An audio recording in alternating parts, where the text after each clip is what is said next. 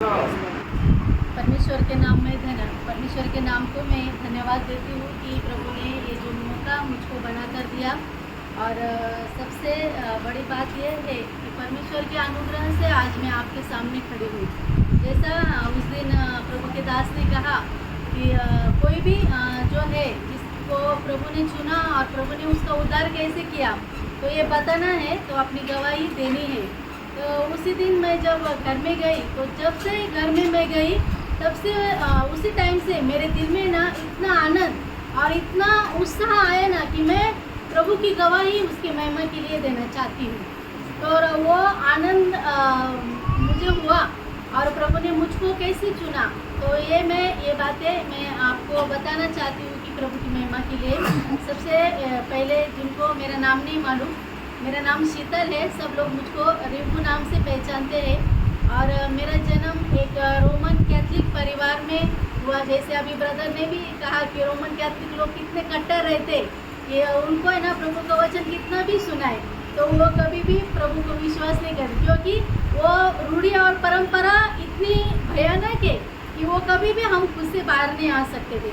तो मेरा बचपन भी एक रोमन कैथलिक परिवार में मेरा जन्म हुआ। मेरे माता पिता, हम 5 भाई बहन हैं और मेरे माता पिता हम सभी वो विश्वास में इतने दृढ़ थे और वो रोमन कैथलिक चर्च में इतने एक्टिव थे कि सब लोग हमको बहुत अच्छी तरह से पहचानते थे। और ऐसा ही वो रीति रिवाजों में मेरा बचपन गुजरा। और जो हर साल में क्रिसमस मनाना, ईस्टर मनाना, वो सब एक्टिविटीज़ करना, इसमें बहुत हम उत्साही थे। लेकिन एक विशेष बात थी कि जो ये सारी धार्मिक परंपरा को भी हम मनाते थे, लेकिन हमारे जीवन में शांति नहीं थी। सबसे बड़ी बात है कि हमारे जीवन में शांति नहीं थी। और मैं कहना चाहती हूँ कि ये जो दुनियादारी की जो बातें हैं, मेरे जीवन की मैं गवाही देना चाहती हूँ कि मेरा जो जीवन है तो बहुत पाप में डूबा हुआ था। यदि मैं क्रिस्ती परिवार में भी जन्मी थी, लेकिन ये सारे जो हिंदू लोग थे, हिंदू लोग हमारे आजू बाजू में रहने वाले थे, तो उनके भी सारे देवी देवताओं को भी मैं मानती थी। और इतना ही नहीं, उनके मंदिरों में भी जाती थी, उनकी पूजा अर्चा सब बातें करती थी, उनकी बातों में भी मैं बहुत एक्टिव थी। ऐसा मेरा जीवन था। और एक बात मैं बताना चाहती हूँ कि जो परमेश्वर के वचन में जैसा दिया है कि इय्योब 15:16 में, जैसा प्रभु के दास वो वचन हमेशा बोलते थे कि मनुष्य जो है पाप को पानी की तरह पीता है, तो वैसा ही मेरा जीवन था। और ये वचन है ना, मैं सिर्फ सुनती थी, तो मुझे एक दिन वो वचन मिला। मैं इसलिए प्रभु को धन्यवाद देती हूँ कि वो वचन मुझको मिला, तो बहुत खुशी हुई कि मीन्स प्रभु के दास भी जो भी बोलते हैं तो वचन के द्वारा ही बोलते। तो वचन पाप को मैं भी पानी के समान पीती थी और मेरे जीवन में शांति नहीं थी, आशा नहीं थी। और मैं आपको बताना चाहती हूँ कि अगर फिर भी मैं ये जो रूढ़ी परम की सब बातें करती थी, वो प्रार्थना करती थी, वो विश्वास में भी बहुत मजबूत थी, मानती थी कि यीशु मसीह है, वो परमेश्वर है, लेकिन परमेश्वर के जीवन से मैं बहुत दूर थी। और चर्च में जाना, सब बातें करना, इतना ही नहीं, और सबसे बड़ी बात है कि मुझे आशा नहीं थी कि अगर मैं मर जाऊँ, ये कभी सोचा ही नहीं था। जैसे अब मैं बड़ी हो गई थी, मैं 17 साल की थी जब प्रभु का वचन मेरे पास पहुँचा। तो वो 17 साल में मैंने कभी भी नहीं सोचा था कि हम मरेंगे, मरने के बाद स्वर्ग है, नरक है, ये कोई भी बात मेरे जीवन में मुझे मालूम नहीं थी। क्योंकि अभी वो जब चर्च में जाते थे, सिर्फ फादर जितना बोलते थे उतना ही सुनकर हम आते थे और दुनिया में जीने के टाइम पे वैसे ही हम जीवन बिताते थे। लेकिन मेरे जीवन में आशा नहीं थी और मुझको है ना बहुत डर लगता था। सोने के टाइम में ना मैं बहुत डरती थी। और जो ऐसा जो प्रार्थना सिखाया था ना, वो भी करती थी, 4-4, 5-5 बार मैं करती थी, लेकिन फिर भी वो मुझे ऐसा डर से मुझको मुक्ति नहीं मिला था। मैं डर में जीवन बिताती थी और बहुत सारे बुरे बुरे विचार। अभी दुनिया की नज़रों में मैं बहुत अच्छी थी, लोगों को बहुत अच्छा बात करती थी, बहुत अच्छी थी दुनिया की नज़रों में, लेकिन मेरा जो दिल था ना वो परमेश्वर की दृष्टि में बहुत बुरा था। जैसा मरकुस के सुसमाचार में 7 आते हैं, 21 और 22 के वचन में दिया है कि मनुष्य के मन में बहुत बुरे बुरे विचार रहते हैं, वे विचार रहते हैं। उसी प्रकार मेरा भी जीवन था, बहुत बहुत गंदी गंदी बातें, वे विचार की बातें, ऐसा मेरा जीवन था। पाप करना, हाँ बुराई करना। अभी दूसरों को नहीं दिखाई देता, मैं दूसरों को बहुत अच्छी दिखती हूँ, लेकिन मेरे दिल में किसी को भी नहीं दिखाई देता था। लेकिन परमेश्वर जानता था कि मेरा इतना गंदा है। और घर में बाइबल था, अल्टर पर है ना बाइबल रखा था, इतना अभी उसको शर्म आती है बताने के लिए, वो इतना दूर था, लेकिन एक बार भी बाइबल वो खोलकर कभी भी नहीं पढ़ा। मेरे वो 17 साल में कभी भी बाइबल नहीं पढ़ा। सिर्फ चर्च में जितना वो फादर बताते थे उतना ही सुनते थे, देखते भी नहीं थे कि वो फादर ने सही बोला या गलत बोला। इतना बुरी मुझे मेरी अवस्था थी। और दुनिया की बातों में ना इतना मैं ये थी ना, सब घर के जो परिवारजन थे उनसे भी ज़्यादा मूर्ति पूजक में थी मेरे जीवन में। और पूरा वो हेड टू फुट मेरा जो पूरा सजना संवरना मेरे घर वालों से भी एकदम अलग था। सबसे ज़्यादा मैं उसमें भी ज़्यादा थी, ऐसा मेरा पाप भरा जीवन था। लेकिन प्रियो, प्रभु के अनुग्रह से प्रभु ने मुझको बचाया, क्योंकि जैसा हमारे घर में एक वचन ऐसा अल्टर था, उसमें एक छोटी सी पार्टी थी जो एक फादर ने मेरे मम्मी पापा को गिफ्ट करके दी थी, और उस पर एक वचन था। अभी वो वचन है बाइबल में का, वो भी मुझको नहीं मालूम था, हमें मालूम नहीं था। तो उसमें एक रेफरेंस था इब्रानियों का, उसका 13 अध्याय का 5 वचन उसमें दिया है कि प्रभु कहता है कि मैं तुझको कभी नहीं छोड़ूंगा और कभी नहीं त्यागूंगा। तो ये वचन उसमें लिखा था। तभी वो 17वें साल में प्रभु ने वो वचन हमको दिखाया। और उसी बीच में क्या हुआ कि 25 दिसंबर 1999 में जो मेरे मामा है, छोटे मामा योसेफ बनकर उनका नाम है, तो वो प्रभु में आए, उन्होंने बपतिस्मा लिया। अभी प्रभु के दास ने बोला ना, आंद्रियास को प्रभु मिल गया, और वो क्या किया, उसके भाई को भी प्रभु के पास लिया। तो वचन मुझको बहुत हुआ। तो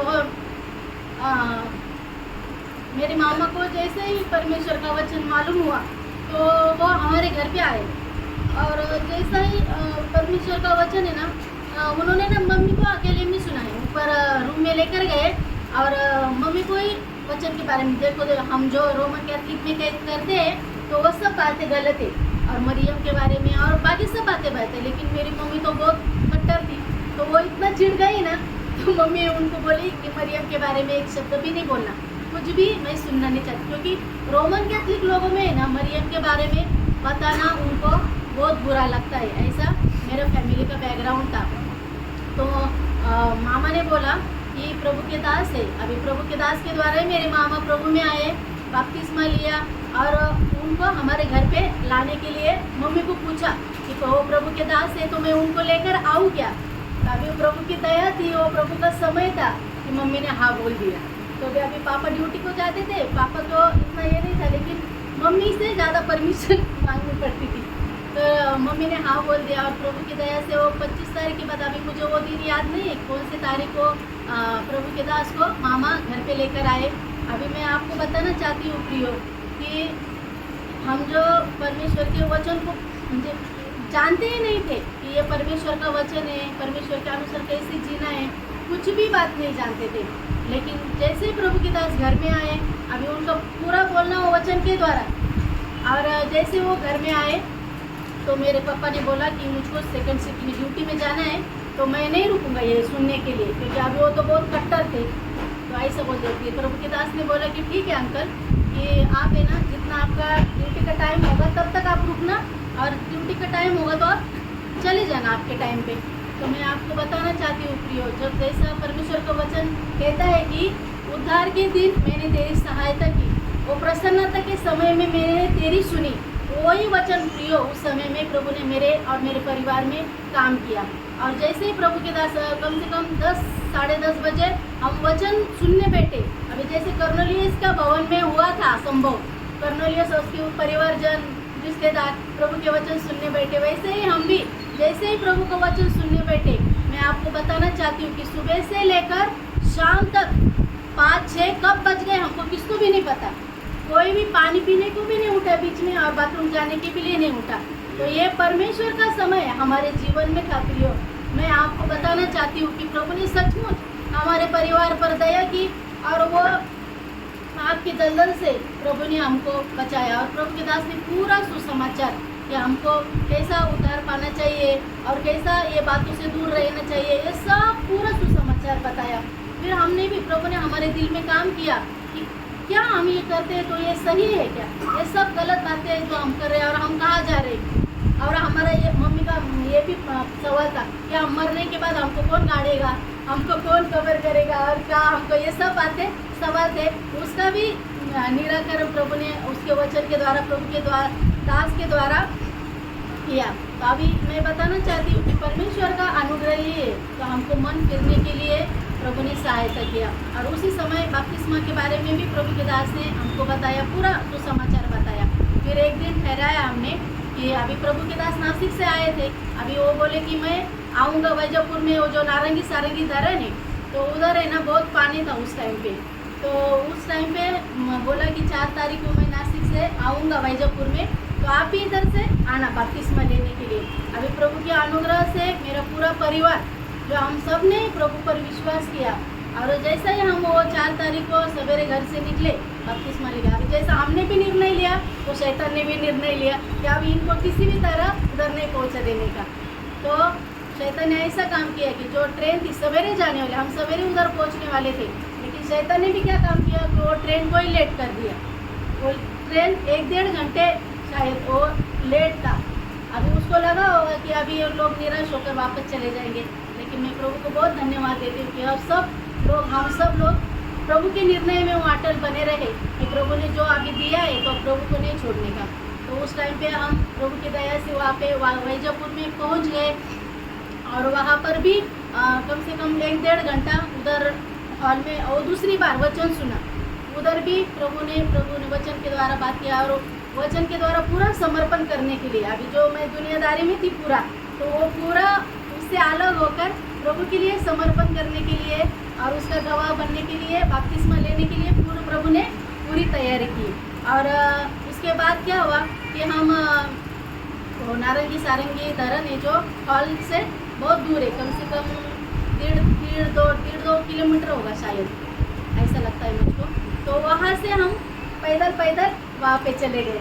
अभी हम देखते हैं कि प्रभु यीशु भी इतना दूर होकर पैदल चलकर बपतिस्मा के स्थान पे आया था, तो हमको भी वो अवसर दिया। और प्रभु के दास शांत नहीं थे, चलते चलते भी वो प्रभु का वचन ही हमको सुनाते। मैं उर्मिला भी थी शायद मेरे साथ, तो हमको ना वो प्रभु का वचन ही बताते, चलते चलते हम उस स्थान पर पहुँचे। और उस टाइम पे ना हम 14 लोग थे जो बपतिस्मा ये हुए ना, तो 14 लोग हम एक साथ में उधर बपतिस्मा हुआ। और एक खास करके मैं अनुभव बताना चाहती हूँ मेरे वैयक्तिक जीवन का, कि जिस समय मेरा बपतिस्मा हुआ पिता पुत्र पवित्र आत्मा के नाम से, जैसे मेरा बपतिस्मा हुआ पानी के ऊपर, जैसे मैं आई और मैं और मेरी सिस्टर थी, तो मुझे इतना हल्का महसूस हुआ प्रियो, मैं अभी वो आपसे नहीं वर्णन कर सकती। तो ऐसा लग रहा था कि मैं ऐसा उड़ जाऊँगी, ऐसा प्रभु ने मुझको मेरे जीवन में अनुभव दिया कि प्रभु ने सच में मुझको दुनिया की उत्पत्ति से पहले चुन लिया था, और वो अनुभव प्रभु ने मुझे दिया। और मैं और मेरी सिस्टर ऐसा इधर उधर घूम रहे थे कि हमको कितना हल्का महसूस हो रहा है कि हम अभी उड़ जाएंगे, क्योंकि प्रभु ने मेरा सारा जो पाप का बोझ था तो मुझसे हटा दिया, और मुझको है ना उसका संतान बनने का अधिकार दिया। इसलिए मैं प्रभु को बहुत बहुत धन्यवाद देना चाहती हूँ प्रियो, कि जिस प्रभु ने हमको अभी जैसा वो वचन हमारे घर में था कि मैं तुझको कभी नहीं छोड़ूंगा और कभी नहीं त्यागूंगा, तो वही वचन के अनुसार प्रभु ने मेरे और मेरे परिवार के जीवन में काम किया, और हमारे पूरे परिवार को प्रभु ने उसमें चुन लिया, जैसे कर्नेलियस के परिवार को उसने चुना। और इतना ही नहीं, अभी मेरे जीवन में और हमारे परिवार के जीवन में एक नया यात्रा शुरू हुआ कि हम अभी ये पूरा हमारा पूरा जो बैकग्राउंड है जिसकी परिवार नामधारी पर वो रोमन कैथोलिक परिवार है। अभी जैसे हम प्रभु में आए तो ये सब खबर सब फैल गई, रिश्तेदारों में भी फैल गई और वो चर्च में भी फैल गई। तो अभी सब लोग इतना बुरा भला कहने लगे, तो वो तो बोल रहे कि आपको पैसे मिले होंगे, आपको ऐसा वैसा सब बुरी बातें कह रहे हैं। और हमारे जो रिलेटिव्स है वो तो और बाकी बातें करने लगे कि मैंने धर्म परिवर्तन किया, ऐसा किया वैसा किया। लेकिन प्रभु की दया से प्रभु ने वो कौन सी भी बातों पर हमारा मन नहीं लगने दिया, क्योंकि प्रभु ने हमको चुना था, प्रभु ने मुझे और मेरे परिवार को चुना था। तो वैसे वहाँ से हमारी यात्रा शुरू हो गई। और मेरा अभी एक छोटे मामा थे जिन्होंने हमको वचन प्रभु के द्वारा उनके द्वारा सुनने का मौका मिले। मेरे बड़े मामा उधर ही औरंगाबाद में रहते थे। अभी वो तो बहुत कट्टर और बहुत दारू पीने वाले थे। अभी जैसे उनको भी पता चला कि ये पूरा परिवार प्रभु में आया है, पूरा उन्होंने ऐसा दारू पीकर है ना झगड़ा करने की तैयारी में ना वो आने वाले थे हमारे घर में, लेकिन प्रभु ने उनको रुकाया तो वो घर में आए नहीं और वो ऐसा कुछ भी झगड़ा नहीं किया। तो मुझे बताने का यही मकसद है कि जब हम प्रभु में आते हैं तो हमारे जीवन में बहुत सी कठिनाइयाँ आती है, बहुत से ऐसा हम प्रभु को इनकार करें ऐसी भी बातें आती है। और एक बात बताना चाहती हूँ कि मेरे जो डॉक्टर अंकल आंटी है रत्नागिरी वाले, मेरी मौसी और उनके हस्बैंड, अभी वो तो ज़्यादा हमसे कांटेक्ट में भी नहीं थी, लेकिन उनको भी पता चला ना तो वो भी आया हमारे घर में और मम्मी पापा को इतने डांटने लगे कि क्या बच्चों को तूने बूढ़ा करके रखा, ये सब निकाल दिया, ऐसा वैसा सब बातें करने लगे और हमको भी डांटने लगे, ये क्या हालत बना दिया। अभी मराठीत म्हणता ना काय म्हातारा करून ठेवलं म्हणे लेकरांना असं, तो वो ऐसी बातें वो करने लगे। अभी फिर मम्मी पापा ने बोला देखो वो समझदार है तो इनको हमने कुछ ज़बरदस्ती नहीं किया, आप इनको ही पूछो। तो फिर वो दोनों हमको एकांत में लेकर, मेरे और मेरी सिस्टर को एकांत में लेकर गए और बोले क्या गुड्डी रिंकू आपको आपके मम्मी पापा ने दबाव डाला क्या, कुछ ज़बरदस्ती किया क्या ये सब बातें करने के लिए। अभी प्रभु की इतना अनुभव, उतने उस टाइम पे तो हमको इतना वचन भी नहीं मालूम था, लेकिन 119:9 में जैसा कहता है ना वचन कि जवान अपने चाल को कैसे शुद्ध रख सकता है, तो अपने परमेश्वर के वचन के द्वारा वो शुद्ध रख सकता है। तो वो वचन के द्वारा उनको बोलने के लिए वो एकदम धैर्य के साथ उनको भी खंडन करने के लिए प्रभु ने हमको सामर्थ्य दिया। और उस टाइम से उन्होंने भी फिर अभी उन्होंने देखा कि अभी ये लोग पीछे हटने वाले नहीं हैं, तो उन्होंने भी छोड़ दिया हमको समझाना और हमको बाकी की बातें बोलना। और मेरी जो बड़ी सिस्टर है उसका रोमन कैथलिक में ही शादी हुआ और उसके घर के लोग भी बहुत कट्टर है, उनके लिए आप प्रार्थना करना। और उसके जो ससुर है ना हमेशा हमारे घर पे आते जाते थे, अभी उनको भी पता चला तो वो भी आए, वो भी बातचीत कर रहे थे। और अभी प्रभु के दास ने भी वो बोला ना जो रोमन कैथलिक लोग है कि पतरस को ही सब कुछ मानते, अभी उसके भी ऊपर उन्होंने ना वो विषय निकाला कि हमारा पतरस श्रेष्ठ है, आपने क्या किया ऐसा वैसा।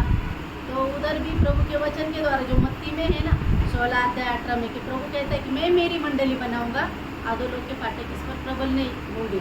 तो लेकिन वो बोलते कि पतरस पर ये मंडली प्रभु ने बनाया, लेकिन वहाँ पर भी प्रभु ने मुझे मदद किया कि उनको वचन के द्वारा, उतना वचन नहीं मालूम था लेकिन जितना आता था उतना उनको समझा नहीं। मुझ पर इतना गुस्सा हुआ है कि बोले तू तो चुप ही बैठ, तू कुछ मत बोल मुझको, मैं इतना बूढ़ा हूँ मुझको सब कुछ मालूम है। लेकिन प्रभु ने वहाँ पर भी बहुत सामर्थ के साथ चलाया और प्रभु ने उसकी अगुवाई किया।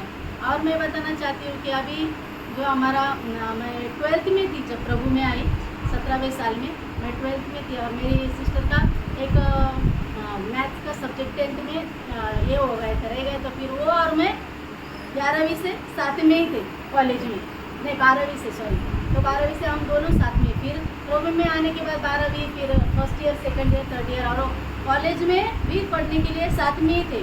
और वहाँ पर भी क्या हुआ कि अभी हम ऐसा प्रभु की गवाही उनको बताते थे, हमारे जो फ्रेंड सर्कल है उनको भी प्रभु की गवाही देने के लिए प्रभु ने हमको मदद की।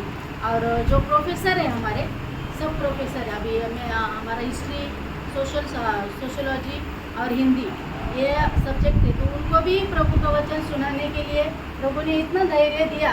और जो कॉलेज है औरंगाबाद का सबसे ऐसा बोला माना जाता है, वो सबसे पुकार क्या बोलते गंदा कॉलेज है, वो देवगिरी कॉलेज है उसका नाम। तो वो कॉलेज में प्रभु ने हमको शिक्षा दी और वहाँ पर भी एक आदर्श, एक साक्षी का जीवन बिताने के लिए प्रभु ने हमको मौका दिया, इसलिए मैं प्रभु को बहुत धन्यवाद करती हूँ। और विशेष करके मैं बताना चाहती हूँ कि हमारा हिंदी स्पेशल था और हिंदी का जो डिपार्टमेंट था तो अलग अलग सबको एक ये रहता है, ऐसा रूम रहता है। तो वहाँ पर है ना वो सर ने हमको बताया कि आपके पास कुछ गुड थॉट्स होंगे ना तो आप इधर, वो बोर्ड था उधर, सब आने वाले जाने टीचर लोग सब पढ़ते थे वहाँ पे। तो उन्होंने बोला कि आपके पास कुछ होगा तो वहाँ पे आप लिखा करना। तो अभी प्रभु ने मुझको बोला कि अपने पास तो बाइबल है, सत्य परमेश्वर का वचन है, तो प्रभु के अनुग्रह से वहाँ पर रोज़ एक वचन लिखने के लिए प्रभु ने मुझे मौका दिया। और वो रोज़ जो मैं वचन लिखती थी ना तो रोज़ सर पूछते थे कि ये कहाँ से लिखते हो आप। फिर मैंने उनको बाइबल दिखाया और बोला सर ये बाइबल का वचन है, और नीति वचन से मैं एक एक वचन लिखती थी। तो फिर आलस के बारे में, शिक्षा के बारे में, ज्ञान के बारे में, वो सब बराबर प्रभु ने वो वचन दिया और उधर लिखने के लिए भी। और वो सर भी बहुत आचंबित होते कि ये बातें तुमने कहाँ से सीखी। मैं बोली सर ये मेरा नॉलेज नहीं, ये बाइबल का है ज्ञान, तो ये लिखने के लिए भी प्रभु ने मुझको मदद किया। और जैसा जैसा अभी सेकंड ईयर थर्ड ईयर ऐसा जैसा आ रहा था, तो मुझको है ना सोशियोलॉजी में एमए करना मेरा इच्छा था। वो सोशियोलॉजी में मैं एमए बनूँ, आगे का शिक्षण करूँ। लेकिन जैसा जैसा आगे आगे पढ़ाई, जैसे मैं प्रभु में आई ना, तो ये जो दुनिया का शिक्षण है ना, उससे मेरा मन पूरा हट गया। मेरा उसमें बिल्कुल रुचि नहीं रहा। क्यों? क्योंकि ये परमेश्वर का जो वचन है उसको सीखने के बारे में, उसको पढ़ने के बारे में ना मेरा रुचि बहुत बढ़ गया। और मैं प्रभु को बहुत धन्यवाद देती कि प्रभु ने हमको कभी भी नहीं छोड़ा। प्रभु के दास पॉल ब्रदर सुषमा आंटी महीने में एक बार हमारे पास आते थे विजिट करने के लिए, और वो वचन के द्वारा ही हमसे बहुत प्रोत्साहन बातें करते थे, बहुत गवाही देते थे, और उस प्रकार प्रभु ने हमको वचन में बढ़ाते गया। और ये मैं बताना चाहती हूँ कि वो अभी कॉलेज में भी मेरा इंटरेस्ट नहीं रहा कुछ भी बातों में। मैं घर वालों से मैंने बात की कि मम्मी अभी मुझको कॉलेज नहीं करना है, तो मुझे ना अभी बाइबल कॉलेज जाना है। अभी मेरे दिल में एक इच्छा उत्पन्न हुई। अभी फिर प्रभु के दास घर में आए तो मैंने उनसे पूछा कि अभी मुझको पढ़ाई नहीं करने की मुझे, लेकिन बाइबल कॉलेज में जाना है। तो प्रभु के दास ने मुझे क्या उत्तर दिया मालूम है? वो बोले बाइबल कॉलेज में नहीं जाना, घुटना कॉलेज में जाओ। मैं बोले अभी एक घुटना कॉलेज क्या होता है, अभी तो मालूम नहीं। फिर उन्होंने समझाया और बोला कि प्रभु की उपस्थिति में आप जितना भी बैठोगे, प्रभु से सीखोगे, उतना बाइबल कॉलेज में नहीं सीख पाओगे। तो फिर वैसे वो प्रभु में पढ़ने के लिए और प्रभु के और सभी पाने के लिए, वचन को पढ़ने के लिए प्रभु ने बहुत सहायता की। और उसके आगे फिर जैसे जैसे प्रभु के दास उधर आते थे, अभी कितने कितने गाँव में मेरे आत्या और मामा उनके गाँव केड़े केड़े गाँव में, और बहुत अपना वो चित्ते गाँव, उधर सब गाँव में ना प्रभु के दास के साथ एक गवाह बनने के लिए प्रभु ने उसकी सेवा के लिए भी हमको बहुत उत्साह दिया। और ऐसा इतना ही नहीं प्रियो, प्रभु ने हमारे परिवार में वो उत्साह दिया कि प्रभु के लिए हम कभी भी पीछे नहीं हटे। परिवार के परिवार हम प्रभु के साथ वो संगति में जाता था, वो मीटिंग में जाता था। अभी नासिक में हो या मनमाड़ में हो, किधर भी मीटिंग रहता ना, तो हम पूरा परिवार प्रभु की संगति के लिए वो उत्साही था। प्रभु ने वो उत्साह हमारे दिल में डाला था, क्योंकि प्रभु का ये ऐसा वचन है कि इच्छा और काम है जो प्रभु ये हमारे दिल में डालता है, और उत्साह भी प्रभु ये हमारे दिल में डालता है। तो ऐसा चलते चलते कि हम अभी प्रभु के संगति में भी जाते थे, प्रभु के दास के साथ भी गाँव में भी प्रभु के संगति में लोगों को वचन बताने के लिए जाते थे। तो मुझे बहुत आनंद था, और मैं ये सोचती थी ये नासिक वाले लोग कितना लकी है कि जिनको प्रभु का दास मिला कि रोज की संगति और इतना प्योर वचन।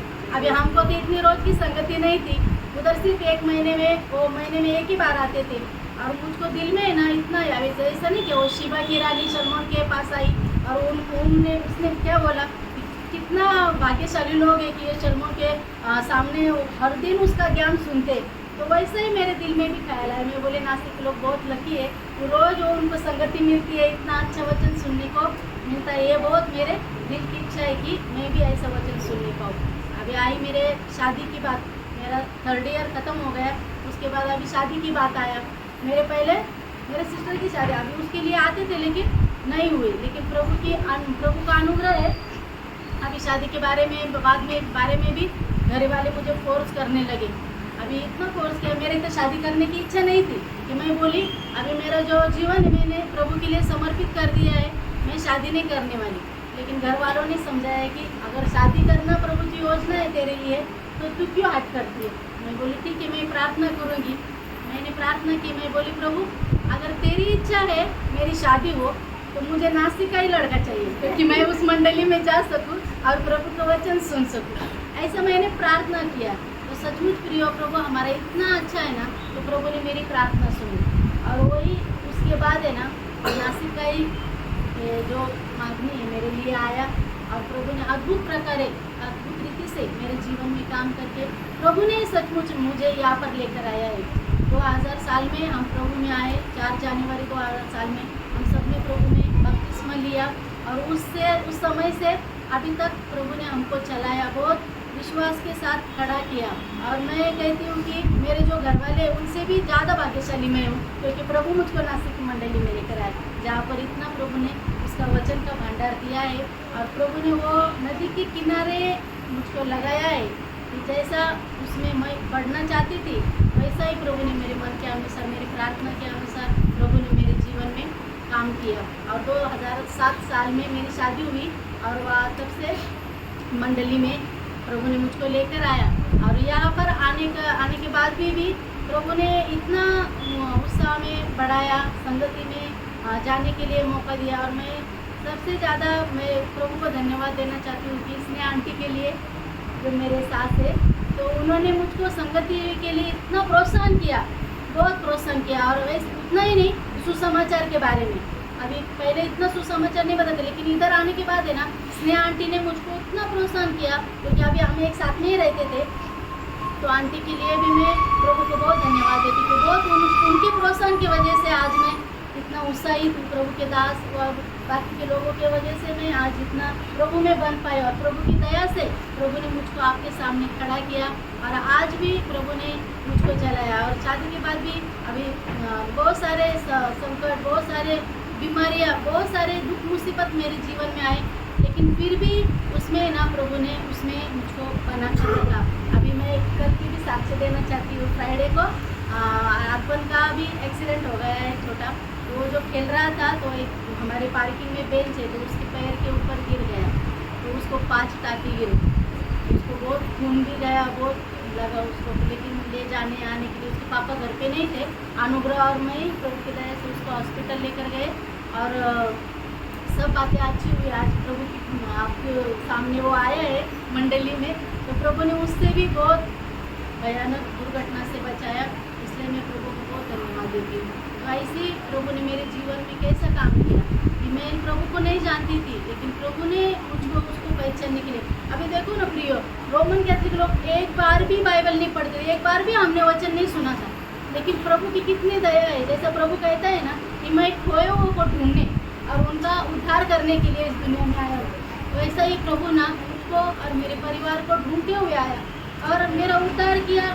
और प्रभु ने अभी तक वो विश्वास में मुझको संभाला है, और उसकी गवाही देने के लिए भी प्रभु अभी तक मुझको मदद करता है, इसलिए मैं बहुत प्रभु को धन्यवाद देती हूँ। हमारे बिल्डिंग में भी सब लोगों को सुसमाचार बताने के लिए, आजू बाजू के लोगों को भी सुसमाचार बताने के लिए, और सबसे बड़ी बात है कि मेरा जीवन उनके लिए भी एक आदर्श रहने के लिए प्रभु ने वो सब काम किया, इसलिए मैं प्रभु को धन्यवाद करती हूँ। अभी तो लोगों के जीवन में, आजू बाजू के लोगों का जीवन में कुछ भी समस्या आती तो तुरंत मेरे पास आते, बोलते ताई प्रार्थना करा, सिस्टर प्रार्थना करना। तो वो ये गवाही प्रभु ने मेरे जीवन में दी है, और प्रभु ने मुझको बहुत अद्भुत रीति से बचाया है, इसलिए मैं प्रभु को बहुत दिल से धन्यवाद करती हूँ। आप सबका भी बहुत दिल से धन्यवाद करती हूँ। प्रभु ने इतने अच्छे भाई बहन मुझको दिए, इतने अच्छे प्रभु के दास मुझको दिए, और आज तक प्रभु ने अच्छे से संभाला है, चलाए, इसलिए मैं प्रभु को बहुत दिल से धन्यवाद करती हूँ, और प्रभु की गवाही समझ